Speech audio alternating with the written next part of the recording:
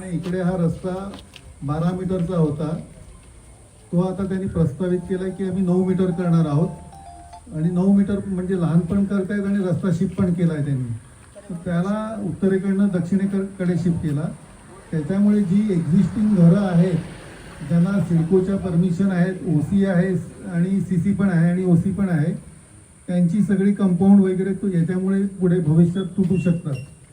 आणि हे फक्त का करतायत तर म्युन्सिपाल्टीने जी एक चुकीची परमिशन दिलेली आहे तर ती बिल्डिंग वाचवण्यासाठी बाकीच्यांना त्रास देत आहेत. म्हणजे ज्यांनी चुका केलेल्या आहेत त्यांना पनिशमेंट न देता ज्यांनी कायदेशीर आपली घरं बांधलेली आहेत परमिशन घेऊन वगैरे, याच्या पुढे त्यांचं नुकसान ते करतायत. म्हणजे काय की पनिशमेंट जे आहे ते जे कायदेशीर लोक वाचतायत त्यांना मिळणार आहे आणि ज्यांनी बेकायदेशीरपणे काम केलेलं आहे त्यांना मात्र ते वाचवण्याचा प्रयत्न करतायत.